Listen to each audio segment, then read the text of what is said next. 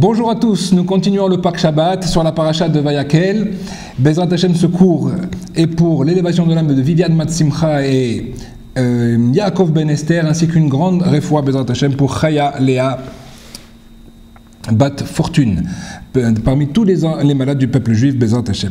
Alors, un point extrêmement important dans la paracha de Vayakel qui a été vu plusieurs fois sur la notion du Shabbat. Qu'est-ce que le Shabbat? Qu'est-ce qu'Akadosh Baruch Hu va nous demander ici par cette mitzvah extraordinaire du Shabbat? Alors il faut comprendre une chose, c'est que Akadosh Baruch Hu nous invite. Il nous invite dans une dimension différente de celle de la semaine. Voilà pourquoi il est combien important de respecter le Shabbat dans son entité. Le Shabbat, Akadosh Baruch Hu nous invite dans le palais du roi. Le palais du roi du monde. C'est pourquoi maintenant nous devons faire attention dans la façon dont nous allons nous habiller, de la façon dont nous allons parler, de la façon dont nous allons nous préparer et enlever toutes les tirs-dotes, toutes les préoccupations de la semaine, toute la notion du travail. Akadosh Baruch Hu veut maintenant nous faire profiter. On nous dit Me'en Olam Haba comme quelque chose qui ressemble au Olam Haba, ça veut dire que nous pouvons nous adonner uniquement à la prière, aux délices de la vie et également à l'étude de la Torah. Voilà pourquoi le Shabbat est extrêmement important, Rabotai. Et nous allons ici essayer de comprendre, voilà pourquoi Akadosh Baruch Hu nous demande, pour véritablement réaliser cela, de faire à l'intérieur de notre propre maison un petit sanctuaire, un petit Beth Amikdash, puisque en fait nous allons avoir la table, comme la table de préposition avec les pains, nous allons avoir les chalot, les fameux pains de Shabbat, comme il y avait au Beth Amikdash. Nous allons étudier la Torah qui correspond au Aaron. Nous allons étudier et allumer les nérotes de Shabbat qui correspondent également aussi à la Menorah, de faire venir la lumière. Et en fait, notre maison va se retrouver, être prédisposée maintenant comme un petit sanctuaire, comme un petit Mishkan. À partir du moment où tout est fait dans l'intention de ce Shabbat-là, avec la plus grande sainteté qui soit, eh bien, Akadosh Baruch Hu va venir et va résider parmi nous. Il va être parmi nous dans la maison, il va rentrer. C'est pour ça également que d'abord, Akadosh Baruch Hu envoie des anges lorsque l'on fait Shalom Aleichem, quand l'on rentre à la maison, on dit Shalom Aleichem, venez les anges, venez voir. Vous savez qu'il y a un ange du bien et un ange du mal qui rentre dans la maison et il regarde combien le juif a-t-il maintenant véritablement préparé sa maison. Est-ce qu'il a tout mis maintenant, tout fait pour que le Shabbat soit dans sa plus grande beauté. Et donc si cela a été fait comme il se doit, eh ben, l'ange du mal est obligé de confirmer, d'infirmer cela et de montrer qu'effectivement tout est préparé. Et donc il aura la bracha pour la semaine, il aura la bracha également pour le Shabbat prochain. Et à ce moment-là, Akadosh Baruch Hu va venir dans la résidence. Si par contre, malheureusement, le Shabbat n'a pas été préparé comme il se doit ou avec les honneurs qu'il se doit, alors là, au contraire, cela donne justement une rétorque maintenant à cet ange-là qui dit regardez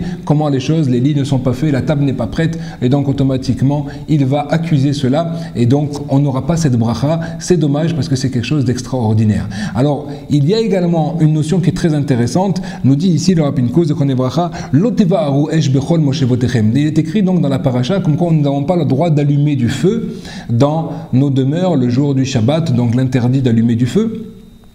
Et en fait, ici, il nous montre un machal, ici, le Rav Pinkus, comme quoi, en fait, l'otevaru esh, c'est-à-dire que le esh, c'est quoi? C'est le kaas. Le esh, c'est la colère. La colère, il faut faire attention que ce jour du Shabbat, il ne faut pas avoir les mêmes attitudes que les jours de la semaine. Ce qui veut dire qu'en fait, il y a toujours dans les midot, vous savez, les attributs de l'âme, il y a toujours maintenant des choses que nous devons apprendre à canaliser. Ça veut dire que, par exemple, la miséricorde a une limite. Il faut l'utiliser, c'est une bonne mida, mais non pas non plus trop en exergue. Au niveau de la colère, nous devons l'éliminer au contraire, la colère. Mais par contre, on peut l'utiliser parfois pour mettre dans la maison un sérieux ou parfois une remontrance ou quelque chose qui s'est fait comme il se doit lorsque l'on veut dire quelque chose par exemple aux enfants et de leur montrer un ton beaucoup plus sérieux et beaucoup sans s'énerver évidemment à l'intérieur puisque ça la colère est interdite puisque là-bas la Gemara nous dit que tout celui qui se met en colère, alors combien de maladies et combien de choses négatives viennent sur lui à tel point que la Gemara dit c'est comme si quelqu'un qui ferait Avodazara puisqu'en fait se mettre en colère ça veut dire refuser la situation devant laquelle je suis. Or cette situation c'est Akadosh Baruch Hu donc il me l'envoie pour m'éprouver. Si je la refuse, si je la réfute, ça veut dire que je suis contre la volonté de Dieu et je préfère ma volonté à moi. Ça s'appelle de l'idolâtrie. Donc ça, c'est sûr qu'à l'intérieur, il faut complètement l'éliminer de nous-mêmes. Mais par contre, là-dedans, on a le droit de mettre un ton de sérieux extérieur pour montrer que les enfants doivent comprendre que s'il y a une chose grave qui est faite, eh ben, il faut avoir ce ton-là, entre guillemets, de coléreux. Eh ben, nous dit ici le Rav Pinkus que Beshabbat, le Shabbat même, l'Otevaroesh, n'allume pas maintenant ce feu-là de la colère dans vos demeures. Même pour des remontrances qui seraient justifiées, ne l'utilise pas car le Shabbat doit être Kulo Ta'anoug. Ça doit être un jour de grand plaisir. La beauté du judaïsme, c'est justement comme quoi il n'y a rien qui est interdit, mais tout peut être canalisé. Tout ce qu'Akadosh Baruch Hu nous a donné dans ce monde doit être appris et être utilisé au bon escient, à la bonne mesure. Que ce soit au niveau de la consommation des aliments, eh ben, il y a des choses qu'on aura le droit de manger, des choses qu'on n'aura pas le droit. Pourquoi? Pour justement donner de l'importance et réaliser que ce qu'Akadosh Baruch Hu nous donne, c'est ça qui va être bon pour nous, pour notre corps. De la même façon qu'un docteur comprendrait, nous dirait quels sont les aliments qui sont bons à manger aujourd'hui et des choses qui sont néfastes, eh ben, Akadosh Baruch Hu, qui est le vrai docteur, le docteur de l'âme, eh ben, il nous dit quels sont les aliments qui sont permis pour nous et qui vont nous permettre justement de nous purifier pour nous rapprocher d'Akadosh Baruch Hu et de recevoir sa lumière sur nous. Ça, c'est au niveau de la consommation. Pareil au niveau de l'étude, quels sont les livres à choisir ce jour du Shabbat et encore plus le jour du Shabbat où on va être que dans la Torah, alors que les autres jours on pourra s'occuper d'autres matières. Là, on va uniquement s'adonner à la Torah elle-même. Et la même chose également, donc, nous dit ici le Rav Pinkus au niveau des midot, donc d'enlever cette rétira, d'enlever cette colère pour que le Shabbat soit un plaisir. Que tout ce que l'on va donner à nos enfants soit uniquement du plaisir, uniquement un ta'anoug, car c'est comme ça qu'on va réaliser qu'on est véritablement dans le palais du roi. Est-ce que quelqu'un qui serait dans le palais du roi se mettrait à crier? Est-ce qu'il se mettrait maintenant à agir d'une façon comme il le fait dans la semaine? Pas du tout. Donc c'est la même chose. Akadosh Baruch Hu nous invite. Prenons cette invitation, profitons de cette invitation extraordinaire, car si nous faisons cela, Akadosh Baruch Hu va nous prodiguer sur nous une bracha extraordinaire, une bracha matérielle pour toute la semaine, car c'est Akadosh Baruch Hu qui a toutes les rênes et qui tient maintenant toutes les ficelles de la parnassa, toutes les ficelles de la bracha matérielle dans ses mains.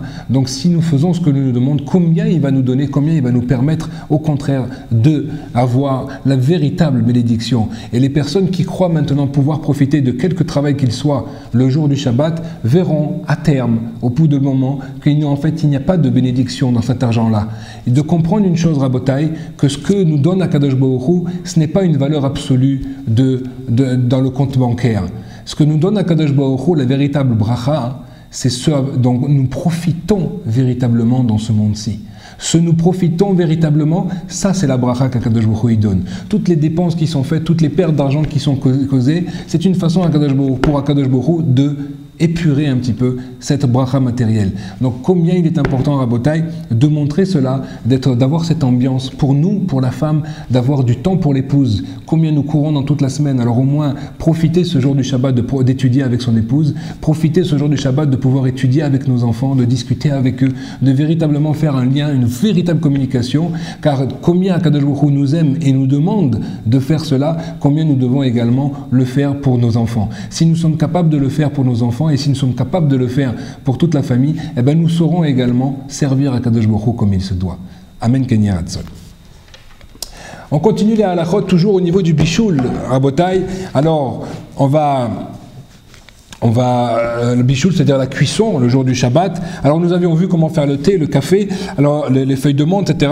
Alors, il faut savoir qu'il y a une chose également qui est intéressante de se rappeler, c'est ce qu'on appelle les choses qui sont harif, qui sont piquantes, et des choses comme par exemple le citron. Le citron est apparenté à quelque chose de piquant, quelque chose donc, et donc il a la faculté il fait partie de ce qu'on appelait des kalé à bichoul. Or, rappelez-vous bien, nous avions bien dit comme quoi les kalé à bichoul peuvent cuire également, les choses qui sont facilement cuisables, peuvent cuire également dans le keli sheni. Non seulement évidemment comme tous les aliments dans le keli rishon, celui qui est sur le feu, donc lui évidemment d'après tout le monde, mais également dans le keli sheni, cela cuit également. Donc voilà pourquoi, Rabotai, quelqu'un, d'accord, en tout cas c'est un avis qu'il faut faire attention et qu'il faut faire respecter, même s'il n'est pas d'après l'avis de tout le monde. Mais en tout cas, il faut comprendre que même si l'on dit que le Keli Sheni n'a pas la faculté de cuire, eh ben on avait quand même expliqué qu'il peut cuire les Kalé à Bichoul, et donc une lamelle de citron en fait partie. Donc si on voudrait mettre du citron dans du thé, il faudra bien faire attention de mettre le thé dans le Keli Shlishi pour pouvoir y mettre la feuille de citron, la tranche de citron à l'intérieur, puisque le Keli Shlishi, lui, ne cuit pas d'après tous les avis. Donc c'est bien d'être mahmir là-dessus, d'accord. Si on a vu quelqu'un qui ne l'a pas fait, qui l'a mis dedans, il ne faudra pas non plus le gronder, mais faire attention et lui dire gentiment, comme quoi, de faire attention de mettre ce citron et des choses, les épices et autres, justement, de ne faire attention à ne pas les faire cuire. Alors il y a justement un point qui est important, extrêmement important là-dessus, qui s'appelle maintenant la notion de gouche. Gouche, c'est quoi? Alors on va expliquer dans des cours ultérieurs, Bezrat Hashem ensemble, les notions de cuisson après cuisson. On avait expliqué comme quoi il n'y a pas de cuisson après cuisson dans le sec, mais oui, il y a dans le liquide. En tout cas, une chose est intéressante, c'est que un gouche, c'est quoi? C'est une matière alimentaire qui est compacte à tel point que la chaleur qui est à l'intérieur est extrêmement élevée. C'est le cas par exemple des pommes de terre.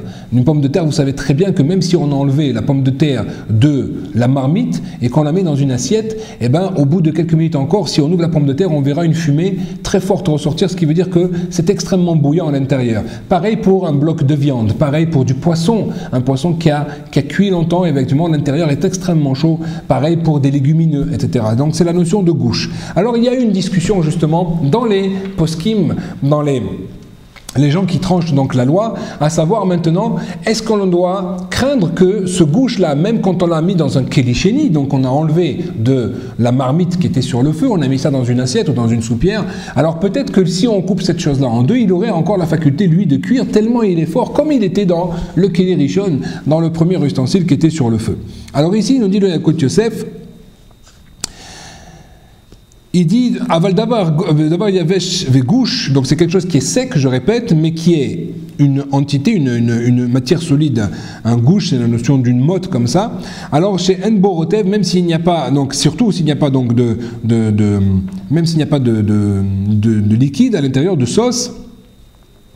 Dinam kekli rishon kolzman shayat solet ba'en. Donc il dit ici comme quoi, tant qu'il y a une température de plus de 40 degrés, d'accord, eh ben c'est considéré comme un Keli Rishon. Et donc il a la faculté de cuire. Ça, c'est l'avis du Maharshal. Eh ben il y en a qui ne pensent pas, qui sont contraires maintenant à cet avis, et qui disent qu'apparemment il n'y a pas besoin de faire une différence, que toutes les choses qui sont dans ce Keli Sheni, à partir du moment où c'est sec, eh ben il n'y a pas la faculté donc de cuire là-dessus, et donc on n'a pas besoin de s'occuper de cela. Alors, d'après le Ikaradin, le Yakut Yosef, lui, est possèque, comme quoi, d'après la loi stricte, comme quoi, effectivement, il n'y a pas besoin de faire cette différenciation, donc on pourrait ne pas en tenir compte. Et donc on aurait le droit par exemple de mettre même un liquide ou une sauce par-dessus du poisson ou par-dessus maintenant du riz ou de la viande, etc. D'accord, même si on sait que sur ce riz-là est encore à une température extrêmement élevée, tant qu'il est dans le Keli Sheni, dans le deuxième, dans l'assiette ou dans la soupière. On aurait le droit de faire ainsi. Cependant, le Mishnah Bora, sachez que n'est pas d'accord avec cet avis-là. Donc chacun fera d'après le Rav qu'il suit, d'accord, et le Mishnah Bora demande de faire attention là-dessus. Pourquoi? Parce qu'effectivement, là, il y a une puissance de cuire dans le gouche, et donc quand on a par exemple une dafina, où on a des pommes de terre, de la viande, des œufs, etc., donc ce sont des davars qui sont gouches, donc il faudra faire attention, ne pas mettre par exemple, ne pas les poivrer, d'après cet avis du Mishnah Bora, ne pas les poivrer, puisque le poivre évidemment est un épice qui a une faculté de cuire facilement, et donc les épices, le cumin, etc. Pour le sel, c'est un autre problème, lui a beaucoup plus de difficultés à cuire, donc il y a moins de problèmes là-dessus, mais en tout cas au niveau des épices, de faire attention que la température soit descendue au-dessous de 40 degrés pour pouvoir assaisonner notre dafina, de mettre les épices par-dessus. Voilà, donc ceux qui n'auraient pas fait attention à cela, on a dit que le Yakut Yosef le permet, celui qui veut se montrer plus strict, tavo alav bracha, amen geratzon. Alors, une histoire également, alors une histoire extraordinaire qui est arrivée il y a plus de 1000 ans, ou environ 1000 ans, où il y avait un rave très pieux qui était en Europe, qui s'appelait Rabbi Yitzhak.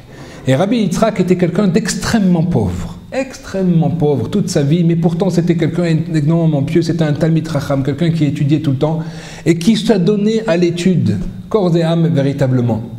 Et un jour, en dépit de toutes les difficultés matérielles qu'il a eues pendant toute sa vie, un jour il reçoit un héritage. On l'appelle et il vient, on lui transmet quoi? Un joyau. Véritablement une pierre précieuse magnifique, quelque chose d'extraordinaire. Et il reçoit cela, il est époustouflé, il remercie le Boré Olam, Akadosh Baruch Hu, qu'enfin il va pouvoir sortir de sa pauvreté dans laquelle il était plongé durant tant d'années. Il va voir un bijoutier et il lui demande, voilà, donne-moi à peu près une évaluation de cette pierre-là. Il lui donne la valeur, il était extrêmement fou de joie. Et il se rend compte qu'effectivement, peut-être qu'il va pouvoir vivre des jours meilleurs. Et à ce moment-là, quelques jours après, des gens, des non-juifs viennent frapper à sa porte et ils lui disent comme ça, nous avons, que vous savez, une pierre précieuse, nous avons besoin de cette pierre, nous voulons vous l'acheter. Et donc Rabbi Yitzhak lui dit non, non, moi elle n'est pas à vendre, c'est à moi, je vais l'utiliser pour quelque chose d'autre.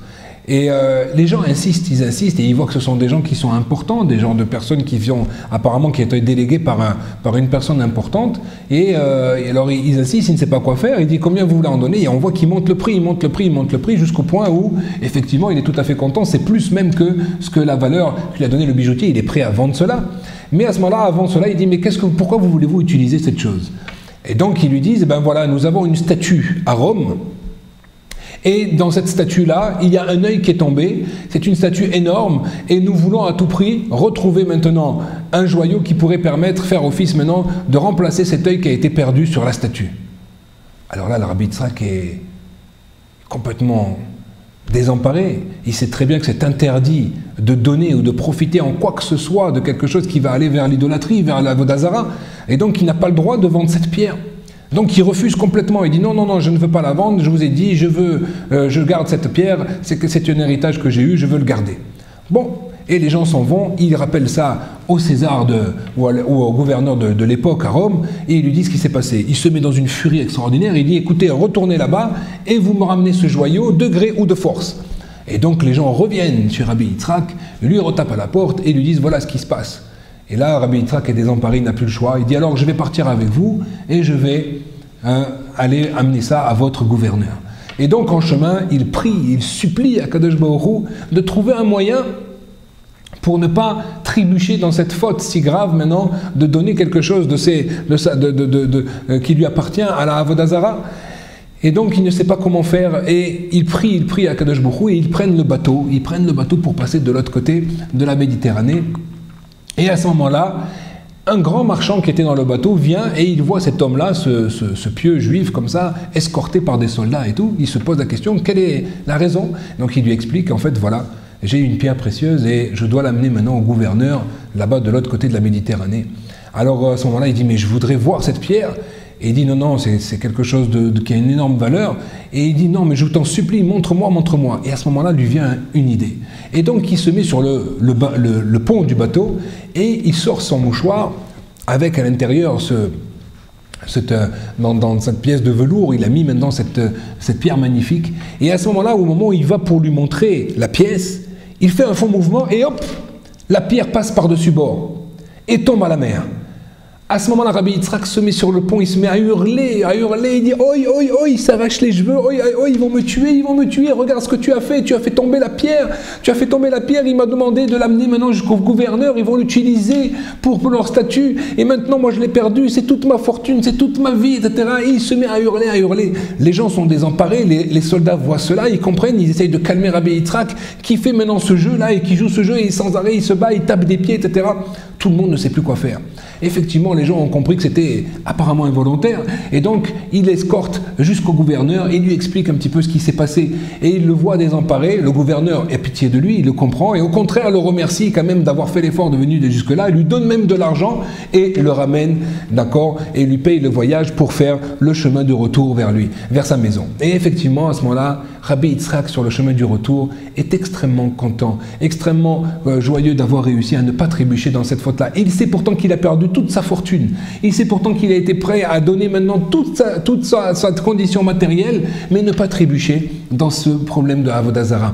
À ce moment-là, Akadosh Baruch Hu lui vient en songe et lui dit, Rabbi Yitzhak, sache que tu as maintenant fait Messirut Nefesh, tu t'as donné tout ton argent pour ne pas trébucher dans cette faute de la Avodah Zara.